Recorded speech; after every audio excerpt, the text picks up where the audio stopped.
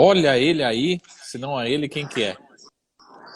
Opa! A gente, o Leandro, a gente até eu tava fazendo umas contas hoje aqui, que você como detentor de uma participação na Magazine Luiza, pelo sobrenome, as ações subiram 34.000% nos últimos anos.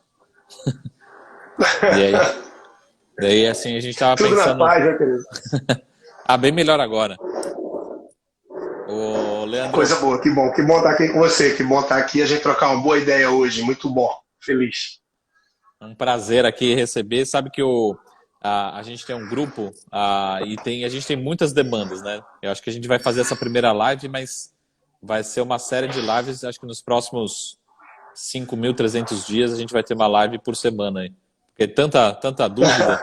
E aí eu pensei o seguinte: quem que é uma referência, principalmente que a gente consiga unir muita qualificação, muita qualidade, de forma independente, né?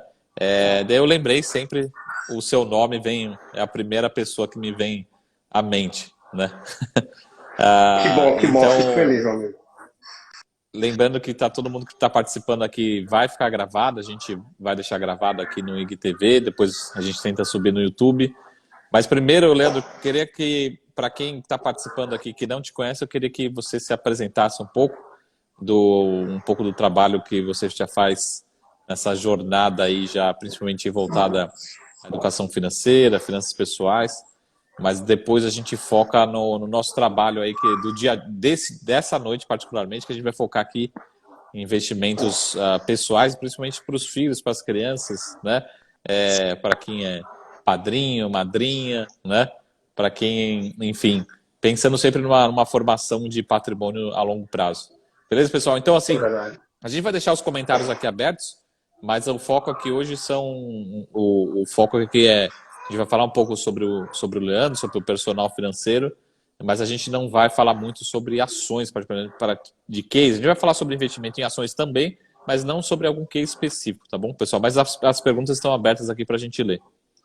Beleza, Leandro? Então, se apresente aí para quem não te conhece. Beleza, meu querido, muito bom ter você aqui, tá? Tempo que não tivemos a oportunidade de encontrar novamente, né? Principalmente diante de todo esse cenário, mas quem sabe em breve, seja aqui por Recife, São Paulo, ou em algum lugar que a gente se cruze, né? É isso, o Leandro Trajano, personal financeiro, me apresentando aí para o seu público também, com foco, né? Eu trabalho no dia a dia voltado aí para a educação, planejamento financeiro individual e para casais também, tá? E aí eu tenho feito esse trabalho desde a parte de reestruturação financeira, para aquelas pessoas que eu digo que estão enroladas ou endividadas, né? Queimando gordura, queimando reserva, ou também endividadas aí no cenário mais difícil. E aí eu venho ajudando casais ou também atendimento individual, pessoas que vêm na transição, desde essa fase até passando a fase de equilíbrio financeiro, tá? Que eu não digo que é algo saudável, tá? O equilíbrio, na minha visão, é aquele que gasta tudo que ganha. Então, corrida dos ratos, para muito também se traduz, né? Não é algo válido, não é algo nada saudável. E, naturalmente, também para aqueles poupadores, mas que simplesmente poupam e que não investem. E que muitas vezes se investem através dos grandes bancos, simplesmente pelas orientações, pelo que direciona o gerente de banco, que a gente sabe muito bem que dificilmente vai ser a melhor opção e tão abalizada quando é algo feito por um profissional que tem um olhar do que eu me comprometo, do que você se compromete e tantos outros também. Né? Nesses primeiros passos, essa entrada no mundo dos investimentos, eu também tenho conseguido ajudar a introduzir muita gente aí desde que eu comecei esse trabalho. Começou como hobby, e aos poucos foi crescendo, e apareceu redes sociais também, mas eu digo que esse não é meu berço, não é minha origem. Eu já comecei antes de ter força em Instagram, de ter qualquer coisa que surgisse aí. Hoje é uma paixão, né? Para não me estender muito, o perfil já dei o oi por aí, o pessoal deve estar sabendo também, claro, mas vamos para frente. Ô, Leandro, fazer uma pergunta aqui que não estava na pauta, né? Mas você provavelmente, lógico que atende muito as pessoas de Recife, os casais de Recife, de Pernambuco, mas da região também, do Nordeste como um todo, mas você provavelmente também tem clientes, você já atendeu, já prestou serviço para pessoas do Brasil inteiro, né? Se bobear do mundo inteiro, né? Diversos países. Mas já uma pergunta que não estava na pauta. Existe essa diferença de cultura no lado educacional das finanças pessoais por região, né? Por exemplo, você sente uma diferença da pessoa que está no Recife diferente de Porto Alegre? Como é que é isso no Brasil? Você que tem essa visão aí global, né, do Brasil inteiro, você conhece o Brasil inteiro, como é que é esse comportamento nas finanças do brasileiro Muito regional, bom, né? É muito bom, meu amigo, muito bom. Eu tive a oportunidade de atender pessoas já de 23 estados diferentes e de aproximadamente 10 países. Né? Em sua maioria brasileiros que estão por aí, alguns casados também com estrangeiros, enfim, mas a gente sempre avançou aí com atendimento fora também. Online já é forte no que eu venho trabalhando nesse sentido há um tempo. E eu não percebo uma diferença que seja algo gritante ou nada que a gente diga, não, realmente, pessoal de tal região, ou de tal classe social, ou de tal formação, ou de... Não há diferença na minha visão, e olha que são muitos atendimentos, tá? Eu trabalho com todos os indicadores, com tudo direitinho, então no ano passado foram 360 atendimentos desses, tá? No ano retrasado 338, então eu estou sempre com muita gente, além dos eventos, dos cursos e de tantas oportunidades de conhecer, de se relacionar com pessoas novas, mas eu não percebo isso, muito pelo contrário, eu percebo uma carência financeira muito grande, né? Independente de idade, independente de região, de formação, mas é uma carência, uma falta de conhecimento, muito também por falta de dedicação. Com tempo para isso, porque hoje tem uma live como essa, a gente tem aí ótimos podcasts, canais de YouTube, e nós dois temos.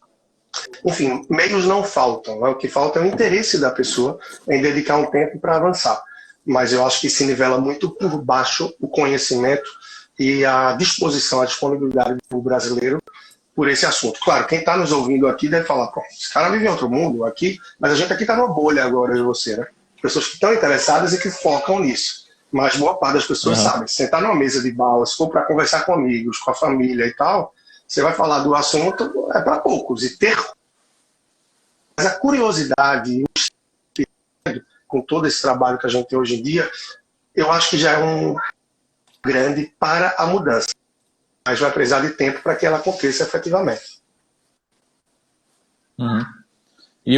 Então vamos direto ao assunto, mas aquela pergunta básica, né, principal, acho que para quem... Hoje a gente vai focar aqui primeiro, focar em investimento para crianças, né, que foi uma das demandas dos nossos membros aqui do projeto, mas também a gente é uma live aberta, né, acessível para todo mundo. Mas vamos focar aqui em investimento em crianças, né? Acho que a primeira coisa em relação ao portfólio como um todo, né? Como é que fica essa questão de perfil de risco, de alocação nas fases da vida, né? Antes de falar da criança em si, mas, por exemplo, para quem está se aposentando tem uma carteira diferente, para quem está numa fase de acumulação mais novo, começando a sua carreira, como é que é isso ao longo da vida em termos de perfil de alocação, quando a gente fala de investimentos principalmente, né? Então vamos entender, já que a pessoa já está numa fase realmente de poupar e de investir, né? Como é que isso é feito ao longo da vida? Por exemplo, será que é a mesma carteira? Montei hoje uma carteira para o meu filho, vai ser a mesma carteira nos próximos 40, 50 anos? Ou isso vai sendo alterado ao longo da vida? Por exemplo, teve um filho, teve 5 filhos, enfim, é solteiro, enfim, como é que fica essa questão de perfil de alocação, né? É muito bom. Isso parte muito também do lado de conhecimento, né? A gente, vamos pressupor no segundo caso, no segundo cenário, que a gente está falando de pessoas que entendem investimentos e que vão fazer a alocação.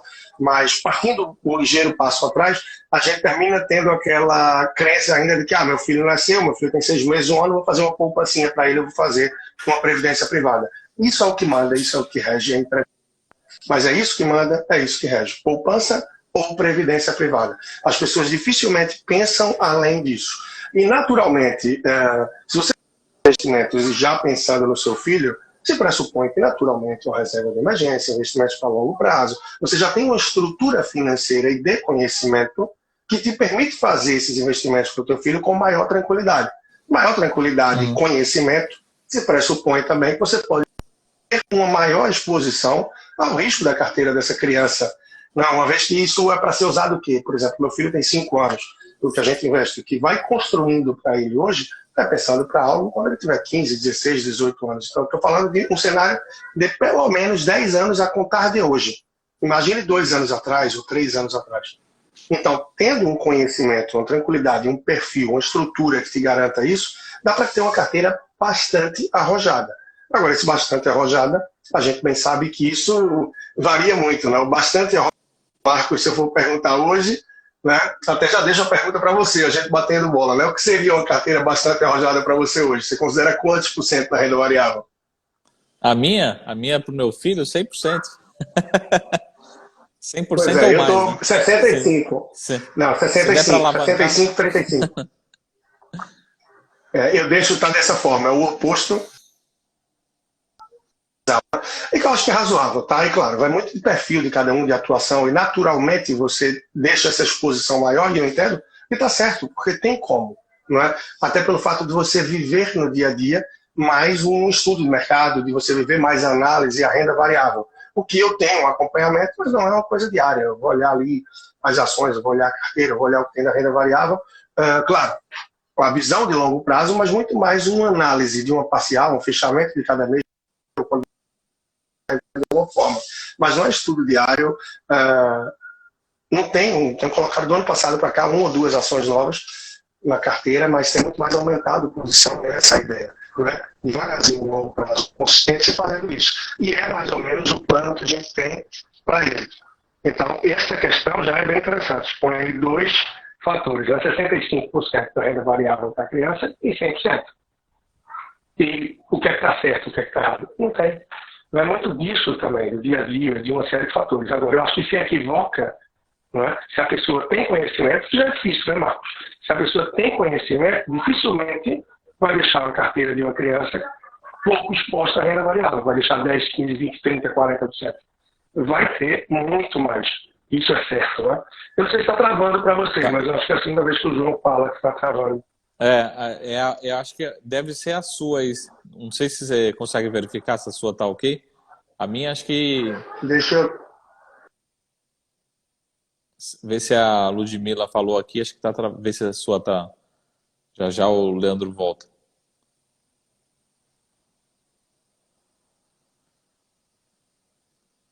Enquanto isso, o pessoal vai dando o coraçãozinho.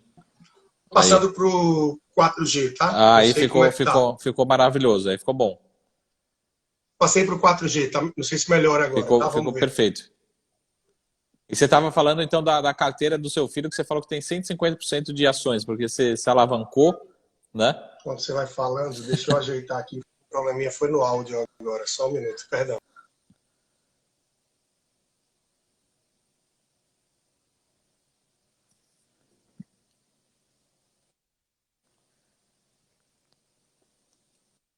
Agora voltou, agora tá ótimo.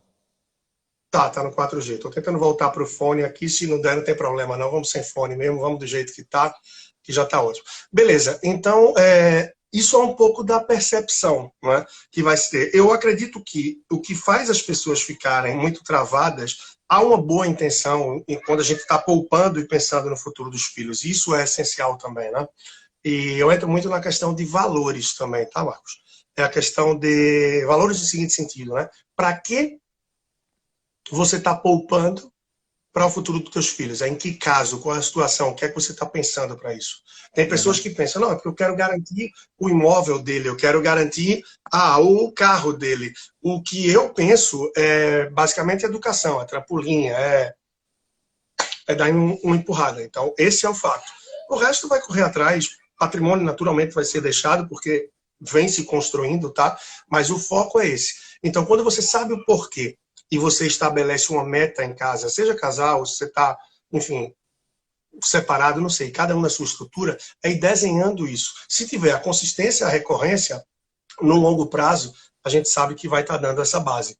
E aí vai depender muito do conhecimento de cada um também, né? Tem pessoas que vão entrar diretamente em ações, se tem mais conhecimento, não muda muito o que se faria em relação à carteira pessoal, né?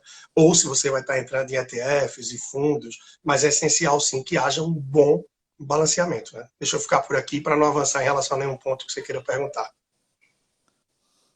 Não, é só para realmente deixar o melhor para o final, para a gente falar a questão de alocação. Mas vamos, acho que a pergunta sempre que me fazem, né? Algumas perguntas mais simples. Primeiro, quando começar? Tem gente que já tem um filho, já antes, já ali, Foi. saiu do hospital, já abre uma conta. Tem gente que espera completar 5, 6 anos de idade. Ah, meu filho está com 12 anos de idade, ainda dá tempo. Então, assim, onde começa a ficar um pouco tarde, enfim, ao longo ali até os 18 anos, qual que é a melhor hora? Enfim, como é que a gente trabalha isso? Por exemplo, vamos supor, eu comecei com 6 anos, eu vou ter que fazer um aporte maior ou faço isso? Como é que é essa questão de alocação ao longo do tempo, né? Muito bom. Se tiver condição, Marcos, de quanto antes começar, melhor, sem sombra de dúvida. Quanto antes houver esse começo, é melhor, vai ter mais tranquilidade, a gente vai estar constituindo mais cedo e você vai poder ir aportando mais tranquilamente. Eu não acredito que seja tarde de forma alguma. Ah, meu filho está com 6, está com 12, está com 15 anos, eu acho que já é tarde para começar.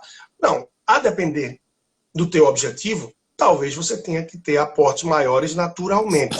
Ou quando chegar o momento da realização desse objetivo, você vai precisar de um desembolso maior para realizar. Então, achar que é tarde não resolve olhar para trás e para o tempo perdido. Então, quem está aí com a gente, está vivendo uma situação dessa, e se não começou isso ainda, começa para já sem pensar muito.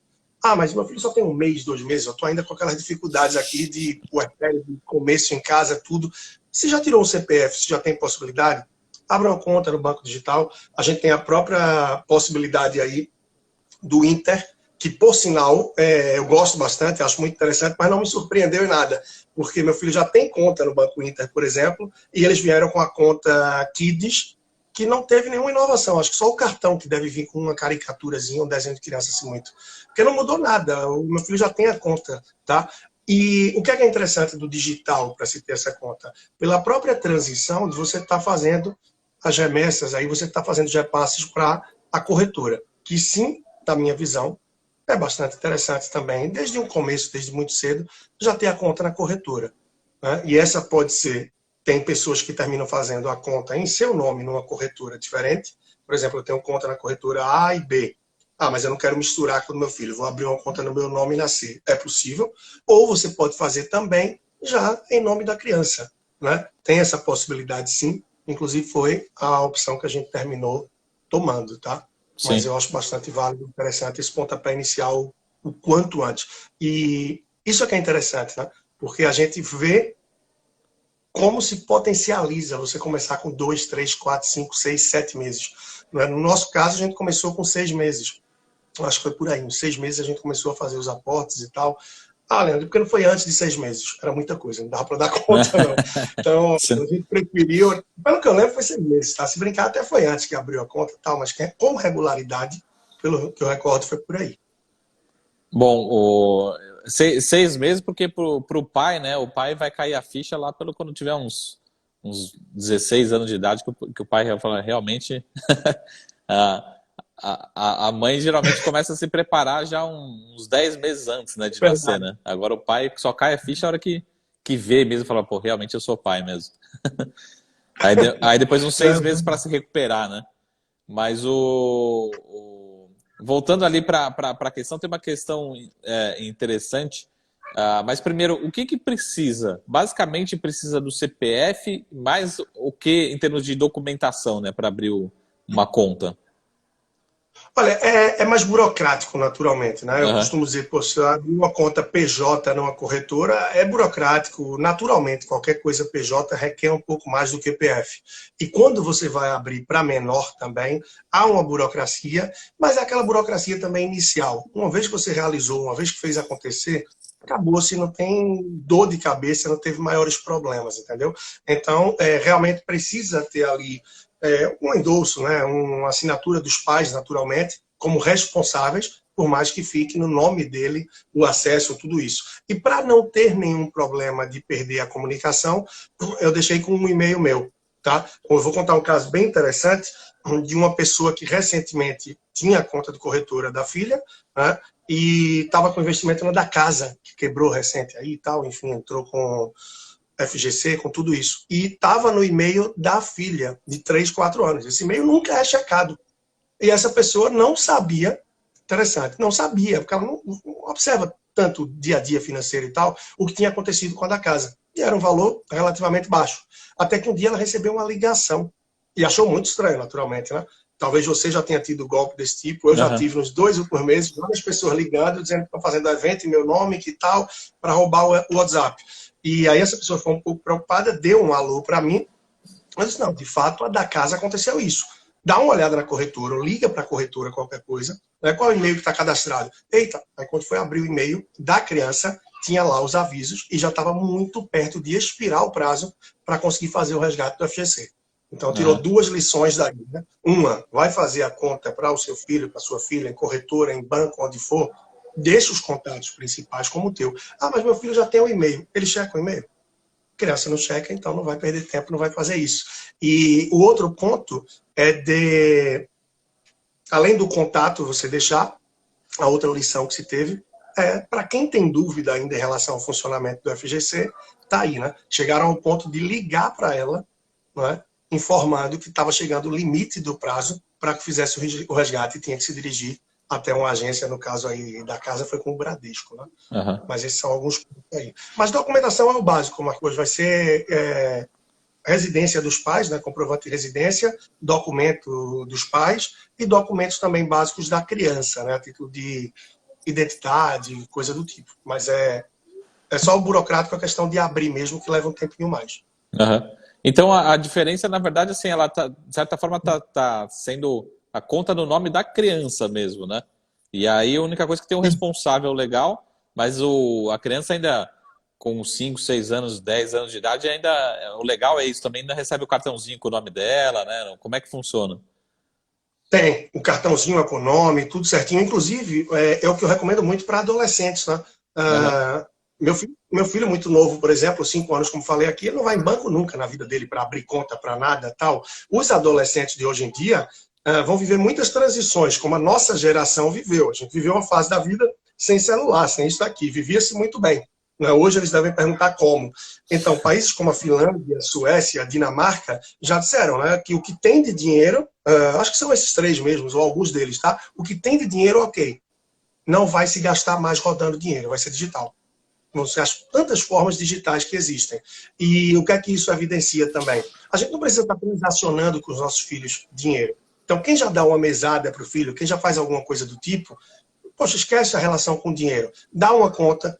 É até bom, porque você tem a oportunidade, a possibilidade também de monitorar como é que está a gestão desse adolescente. Aí você vai depositando a cada tempo e, claro, quando a conta é habilitada e aberta em nome de um menor, eles não habilitam o cartão de crédito, a maioria dos bancos. Eles deixam só na função débito para evitar qualquer problema.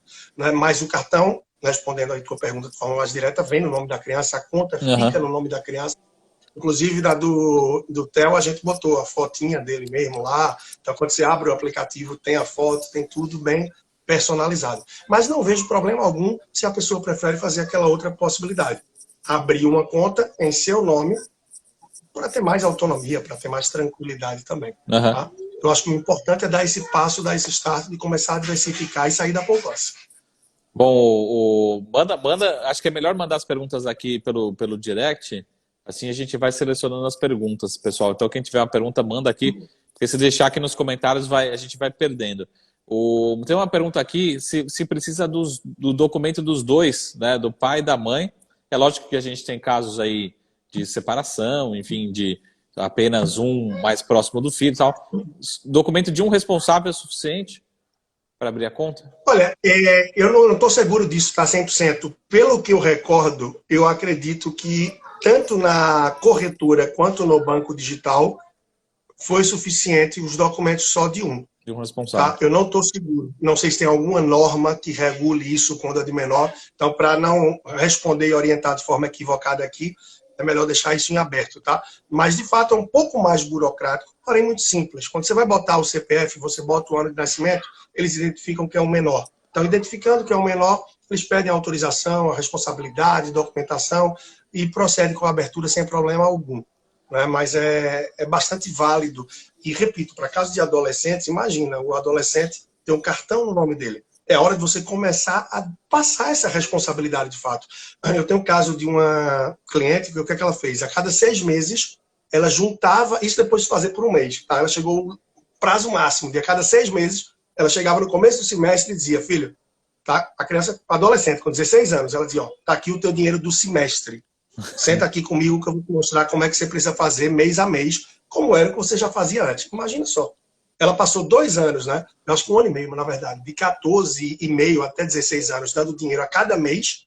E aí, quando a criança fez 16 anos, o adolescente, coisa do tipo, passou a dar para o semestre. Caso raro, né? Porque você conseguir dar o semestre para uma criança, a depender da que for, criança não, adolescente, né? Mas eu acho que é um bom instrumento, é uma boa forma, isso daí também. Mas deixa eu voltar aí ao teu foco, fica tranquilo. Não, uma pergunta que eu tô lembrando agora, que acho que é uma pergunta muito comum, que são os valores, né? Porque tem muita gente que fala assim, pô, você acabou de ter filho, você só tem gasto, né? Você tem que preparar o quarto, né? Mais despesa, às vezes você tem que contratar uma babá, você tem que deixar na escolinha, numa creche, enfim. Como é que é isso? Eu acho que o recado assim, será que dá para começar com pouco? Faz sentido começar com pouco, ali com 30, 50 reais por semana, R$ 200 no mês, enfim. Como é que é essa alocação, né? Em termos de volume financeiro, né?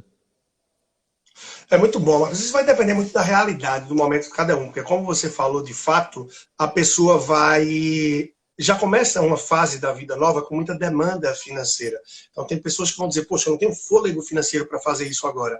Se considera que não tem, começa com 50, tá? Começa com 100 do casal, 50 de cada um. Isso você vai abrir mão de um momentozinho do mês, de alguma coisa simples que você vai deixar de fazer. Você vai cortar do orçamento, ou coisa do tipo. E progressivamente, né, gradativamente, essas despesas que você tem também vão caindo com a criança. Né? Diminui a quantidade de fralda, diminui a demanda com isso, diminui a demanda com tal. Entram outras despesas também, mas você tem que estar administrando o presente e investindo no futuro. Então, rapidamente, 6 meses, 1 ano, tenta dobrar esse valor, passar de 50 para 100, ou de 100 para 150, mas tenta fazer uma revisão anual, pelo menos, e se você tiver possibilidade, um pouco menor, na revisão semestral, para que você consiga ir ampliando esse valor. Poxa, Leandro, mas aumentar de 50 para 75 não vai mudar nada, é 50%. É 50%. Às vezes, pensar percentual, a gente bem sabe disso, dá uma outra visão da coisa. E aí é deixar os outros temperos, né, os outros fatores trabalharem por si. O fator tempo, que a gente sabe que é essencial, e também as suas alocações, a sua divisão, o que você vai estar fazendo, vai ter uma influência muito grande, porque isso vai influenciar com a taxa de juros. Taxa de juros, mais tempo e recorrência de aporte, é tudo que precisa para você fazer uma bela construção aí no longo prazo, que já é pré-existente. Afinal, a gente está falando de um ser que acabou de chegar ou é muito novo, no caso desse teu exemplo, dessa tua pergunta, né? Mas, repito, independente da idade, há de se começar, há de se manter e de seguir com essa recorrência, é essencial. Uma pergunta que fizeram aqui é em relação à conta mesmo, né? Porque hoje em dia, por exemplo, que nem você falou o caso aqui do Banco Inter, mas tem outros bancos, né? Tanto os grandes bancos também têm. Você acha que é suficiente você abrir uma conta digital hoje? Ou o inverso, recíproca também é verdadeira, não precisa mais ter aquela conta na agência, enfim, que é a conta poupança tradicional? No seu caso, ou como você vivenciou, ou qual que é a sua recomendação, assim, faz um banco digital que é mais fácil, mais simples, atende bem, ou precisa realmente, não faz sentido, não precisa ter uma conta numa agência, ou, por exemplo, eu já tenho conta na agência, já tenho há 20 anos, né? Não faz sentido, já faz no mesmo lugar, enfim, qual que é a recomendação para... Ou tem 5 contas diferentes, hoje já que é tudo de graça, né? Abre 5 contas Olha, diferentes. Eu acho que uma poupança, de repente, num banco mais tradicional, pode fazer sentido, porque é comum também que a criança termine recebendo o presente de algum padrinho, de alguma tia, de alguém que diga, já tem uma continha, eu vou depositar um valorzinho lá para isso. Então acontece, vai acontecer alguma vez. Só que se você chega para essa tia mais velha, para esse tio, para alguém e diz, olha, no banco tal, que banco é esse? Como é que eu deposito lá? Vai dar tanto trabalho que você vai terminar dificultando. Então, eu acho simples, porque a poupança é algo que você vai abrir, não vai ter um trabalho para manutenção, não vai ter uma despesa para a manutenção da poupança e traz essa facilidade. Mas se a pessoa disser, vixe, isso aí eu não quero não faz sentido. Tudo bem. O banco digital, ele resolve sim. Aí você só vai ter que ver como articular para essa tia, esse tio, esse alguém mais velho, se surgir, né? Você imprimir um boleto e dizer, tia, paga aqui esse boleto, esse boletinho aqui. Pagar um boleto para ele, como é isso? Aí você vai tomar seu tempo e explicar. é da escolha de cada um. Mas no caso das crianças, eu acredito que sim, a conta digital já faz bastante sentido, já é muito tranquila para que se tenha só ela. A única ressalva é em relação a isso.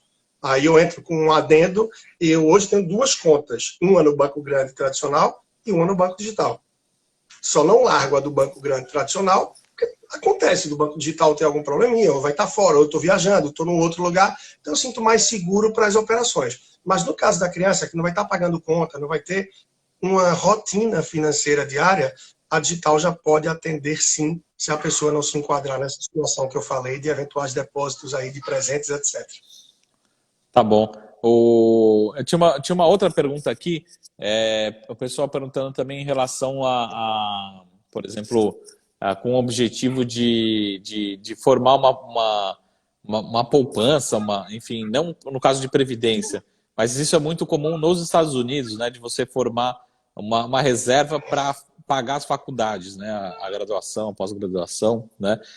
De novo, como é que funciona isso no sentido assim de alocação, quando começar? É comum no Brasil, você que lida muito com o público em geral, ou ainda não, a gente não tem essa cultura de poupar para chegar na faculdade, aí tem que correr no vestibular para fazer uma escola pública, enfim.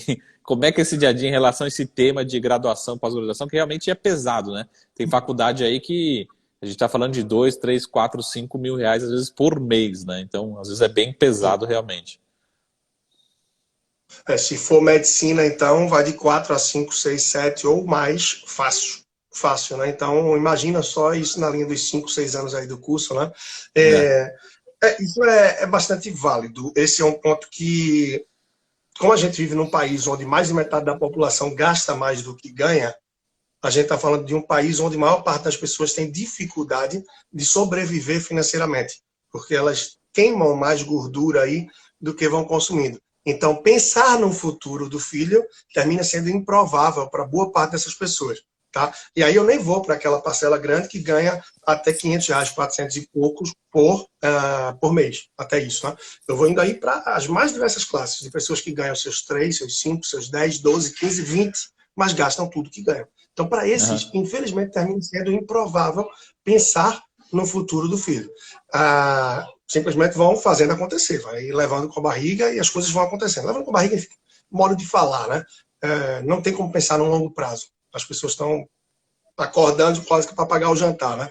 Aí vem uma segunda parte aí, um segundo grupo, estão se organizando, começando a poupar, começando a investir, mas pensando em si, tá? Patrimônio, um futuro mais próximo, viagens, começar a investir, a cuidar. Então, poucos desses começam a já fazer os repasses disso daí, pensando nos filhos. Poucos desses, tá? E aí vem um grupo já bem menor, vamos dizer que está numa possível ponta de pirâmide, no sentido de que já são poupadores, já são investidores, já têm uma visão de longo prazo para si, entendem que isso é importante para os filhos e que começam a constituir essa reserva. Alguns também, de forma até elaborada, a ponto de pensar em alguns tipos de seguro, que algo que aconteça nesse caminho vai garantir uma faculdade ou vai garantir uma renda tal para os filhos até 21 anos. Então, tem várias formas de fazer essa proteção e pode ser bastante interessante. E que eu acho que é válido, sim, que se comece, como a gente falou, e o quanto antes. Mesmo que comece com pouco, que você não tenha o poder de revisão. Poxa, eu não tenho possibilidade, Leandro, de a cada ano aumentar isso. Aumentar R$ 25 por ano vai ser tanto, vai impactar. Então, faz uma reserva pequena. Deixa que esse longo prazo trabalhe para você. Afinal, R$ 50 por mês ou R$ 100 por mês, a gente está falando de 1.200 vezes 10 anos com juros, e se você fizer uma alocação minimamente diferenciada, você deve garantir, sim, também boas experiências para teu filho lá na frente. Então, só fazendo esse mapa aí de constituição do que tem um pouco. Então, no final do dia, hoje, eu vejo que ainda são poucas pessoas que terminam efetivamente poupando e ainda mais, né, ainda menos pessoas, na verdade, eu posso dizer, investindo e diversificando carteira, pensando nos filhos e no futuro deles. Uhum. Uma dúvida que veio aqui, que o pessoal já está fazendo, já tá pirando, né? Querendo tradar na conta dos filhos, né?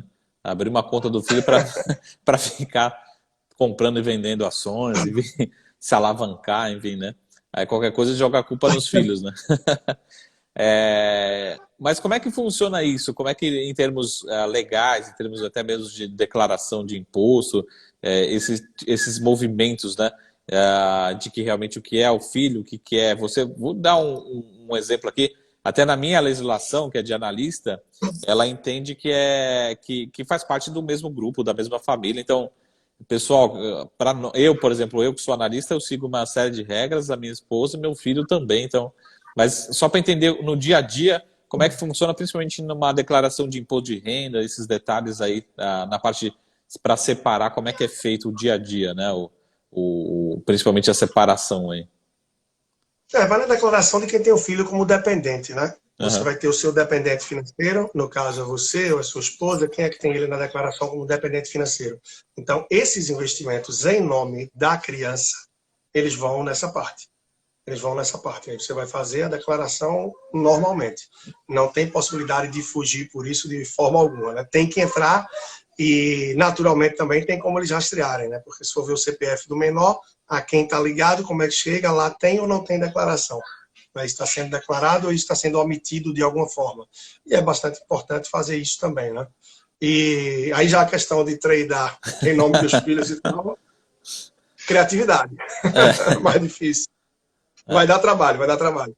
O brasileiro é criativo, né? Sempre tem aquela famosa história da velhinha que era trader lá, né? A avó trader, né?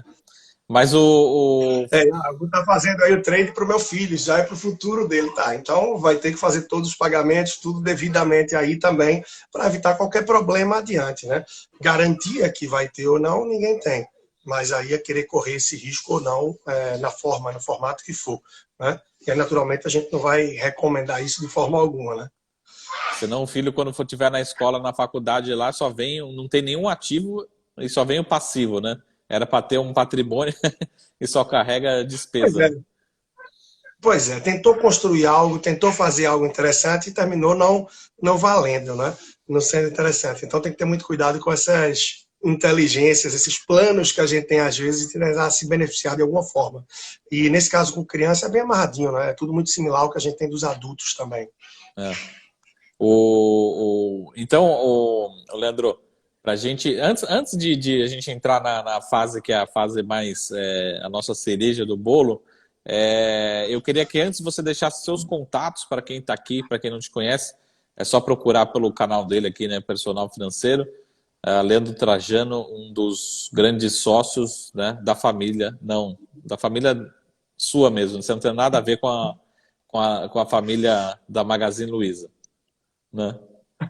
Pois é, era bom, né? Imagina, tem muita gente que pergunta, que brinca com isso.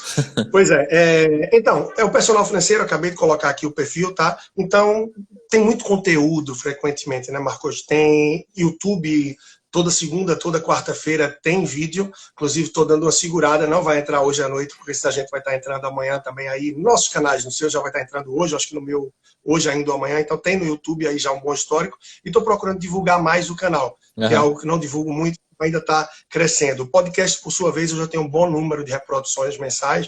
A gente já está com cerca de 315 episódios no podcast, em todas as plataformas de áudio. Se você procurar por Leandro Trajano, vai ter lá. E tem muito conteúdo rico, tem muita coisa boa mesmo no podcast. E aí, naturalmente, também tem os cursos, tem curso online, tem aqui o perfil do Instagram, que é o principal meio hoje que nasce para todo o restante aí do que a gente vai expandindo, né? E todo o conteúdo também de rádio, jornal e TV que eu tenho semanalmente aí, as colunas, tudo isso vai para esses meus canais, né? Tudo que é de jornal vai para blog meu, que está lá no site leandrotrajano.com, tá? E tudo que é de vídeo, de televisão, que tem semanalmente também vai para o YouTube, e a gente traz esse áudio também para o podcast. Inclusive, toda terça é a minha coluna aí na Rádio Jornal, que é uma rádio de grande audiência aqui em Recife, e que também está sempre disponível aí para vocês. Então, o perfil, mais uma vez, está aqui, vocês encontram todo o restante. Estou deixando aqui novamente. Vai ser um prazer aí ter parte do teu público também acompanhando o meu trabalho. E, claro, convidando quem está aqui, que acompanha um pouco do meu trabalho também, para estar junto com o Marcos, que é especialista, manda chuva nesse negócio aí. Bom, o que a gente preferia mesmo é a gente estar acompanhando o seu trabalho aí em Recife, né? Em loco, né? Presencialmente. Mas um dia a gente chega lá, né? Um dia a gente vai fazer isso. Nada. Pois é, eu já tive em São Paulo esse ano, começo do ano, em janeiro, mas a gente não teve a oportunidade de se encontrar. Eu espero que em breve, voltando, a gente consiga marcar alguma coisa. E, naturalmente, quando você vier por aqui de novo também, né? Vai ser um prazer a gente estar junto aí. Né? Não convida que a gente vai mesmo. O, mas falando um pouco agora da carteira em si, né? Que talvez seja o filé mignon agora, né? Muita gente fala assim, pô, Marco, vamos montar uma carteira de ações aí para o seu filho, 100% ações, né? Até estavam discutindo aqui se CDB pós ou alguma coisa mais indexada à inflação, né? Para uma construção aí de algo para 15, 20 anos, enfim. Como é que essa construção você faz se você trabalha junto com as famílias, né? Em termos de objetivos, de perfil de risco, né? De estratégia, mas mesmo nessa construção aí conjunta a quatro mãos, enfim, para quem você acompanha, né? Como é que é essa decisão, né? Existe uma fórmula mágica, né? Um botão que se aperta ali já está tudo pronto. Como é que funciona isso na prática, né? Marco, a primeira coisa, Marco, que eu penso é em relação a isso, né? Respeitar muito o perfil. Não adianta você dizer que, olha, você está investindo para criança, você está investindo para o seu filho, um valor que vai usar daqui a 5, 8, 10, 15 anos. Então, pode enfiar o pé. Poucas são as pessoas que efetivamente têm, porque boa parte das pessoas não vivem o mercado, né? Então, por não viver o mercado, tem um perfil naturalmente muito conservador. Eu costumo dizer que a falta de conhecimento faz das pessoas conservadoras, e o conservadorismo, né, leva à insegurança, que leva à inércia que deixa a gente na poupança. E eu, quando falo que tem, por exemplo, esses 35% na renda fixa da carteira dele, tá? É porque eu gosto de trabalhar também com os bons prefixados. Os bons prefixados. E, poxa, 2018, ali começo de outubro, por exemplo, a gente conseguiu pegar prefixado a 15,35, 15,8, não é? Ainda esses dias, claro, aí você sabe, tem banco que está mais arrojado, mas estava oferecendo esses dias prefixado de 12%, de 11%, para longo prazo. Longo prazo, de certa forma, para um CDB, a gente falando de 8 anos aí, é um prazo mais razoável. Mas que cabe, na minha visão, na carteira assim, do seu filho, na carteira de uma criança, pode ser um produto bem interessante para dar essa protegida, para dar essa balanceada. Então, quando eu pego essa parte mais de renda fixa, é pensando muito nisso, muito mais na questão de bons prefixados, e se encontrar algum híbrido aí de IPCA+, alguma coisa do tipo também, é que pode caber lá. E no mais, é pé dentro do que é de variável. E para fazer esse balanceamento, é sempre muito bom entender o lado de quem está ali, o lado dos pais, o lado da mãe, o lado do pai, enfim, se estiver junto também, os dois ali parceiros, o casal, ótimo. Mas é algo sempre muito discutível, né? Porque um quer arrojar um pouco mais, o outro diz, poxa, mas a gente está construindo tudo isso desde agora, a gente está construindo tudo isso desde agora e vai se arriscar tanto com ações para que lá na frente termine perdendo isso tudo. E aí nessa hora pesa entre o casal a decisão de assumir um dos dois, dizer, não, é isso mesmo, tá certo e vamos arriscar. Porque tem uma opinião do outro lado muito adversa. Então, não é tão simples fazer esse balanceamento. Mas, normalmente, o que eu trabalho mais forte de esclarecer é, você tem um longo prazo para agir, você tem um bom tempo para se recuperar, e a depender da sua organização, da sua estrutura financeira, que normalmente com quem eu trabalho isso são pessoas que já têm toda uma estrutura, uma organização, um alto poder de poupança e uma base de conhecimento que permite ter a tranquilidade no sentido de, se tudo der realmente errado, o seu filho não vai estar abandonado, ele não perdeu a vida porque esses investimentos não deram certo. Uhum. Aí vocês vão vir de outra forma para fazer com que as coisas aconteçam. Mas a chance de uma carteira bem diversificada, num prazo muito longo, não ser efetiva, a gente sabe que é pequena, é difícil. Né? A gente está falando de prazo aí para muitos que começam cedo, de pelo menos 10, 12, 13, 15 anos. Uhum. Sim. Bom, eu Então, vou acho que aproveitar. essa seria a principal dificuldade, né? É de convencer ali, equiparar as opiniões, perdão, do casal, no sentido de que haja uma compreensão que sim é possível ter uma carteira bem arrojada, diversificada, com uma grande exposição para a renda variável. Essa é a grande dificuldade que eu encontro normalmente pela falta de mais vivência no mercado de quem está do outro lado. Às vezes um dos dois até tem essa abertura e quer, mas termina não querendo se expor no casal para fazer isso daí. E há casos também que um dos dois diz, olha, eu não entendo nada, o que você estiver falando com o fulano, eu concordo, vocês aí que sabem do assunto é que vão-se embora, eu só quero estar aqui para saber o que é que vai acontecer. Às vezes é melhor, você diz, não, então beleza, faz isso mesmo, fica aí quietinho, vamos junto. às vezes é melhor do que ter uma pessoa que fica só travando e travando por medo e por não entender da parada, né? Porque não entende o negócio. Então, tem muitos perfis diferentes, mas é nessa linha, mas o essencial é sempre respeitar esse perfil. Olha que vai sair na capa dos jornais do Recife amanhã, isso daí. Vai virar a capa dos jornais. Leandro Trajano recomenda a bolsa para geral para todas as crianças. Olha, estava com você do lado, sai da capa mesmo, o negócio é forte. O é forte. Leandro, eu vou aproveitar aqui e fazer uma consultoria também, né? A gente tem uns 5 minutinhos aqui, aproveitar esse tempo para fazer uma consultoria. Mas para quem está aqui ouvindo, enfim, para quem a gente, depois esse vídeo vai ficar gravado, vai chegar em mais gente, mas o que você acha que é o ideal? Ou você acha que não tem ideal no sentido assim, é melhor, né, nessa fase de construção? Você mesmo ir alocando, montando a sua carteira, que nem você falou assim, você comprar o seu CDB, seu LFT, contar seu título público, né, sua alocação, ou a gente também tem, que nem você falou, basicamente, assim, tem muita preguiça também nesse mundo, né? Vou lá construir uma previdência privada e está pronto, né? Os famosos fundos. Qual que é não um cenário ideal, mas a média, né, da alocação brasileira, de quem você conversa? É mais para fundo? É mais montar a carteira? Como é que é a sua sugestão? Olha, se a pessoa tiver o conhecimento, tiver uma dedicação mínima, eu acho sobretudo conhecimento e um tempo para se dedicar nessa construção mais inicial da carteira, porque depois nos seus aportes mensais você está fazendo balanceamento, né?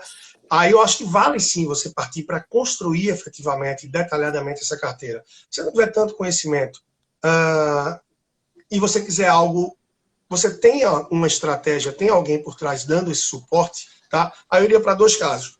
Se você tem um básico, um conhecimento que te permite fazer esse balanceamento entre fundos, ETFs e algo da renda fixa que você tiver, na minha visão está ok. Se você não tem conhecimento nem para estar seguro e para estar entendendo do que a gente está falando aqui nesse sentido, não custa você procurar o seu próprio assessor de investimentos na sua corretora, por exemplo, ou mesmo ligar. As pessoas fazem pouco isso, as pessoas ligam um pouco para a corretora. Se você liga para a corretora, você consegue muita orientação. Você abrir o jogo, olha, eu estou aqui, a carteira do meu filho é tal, a pessoa já vai ter acesso, e eu estou com esse valor que queria fazer.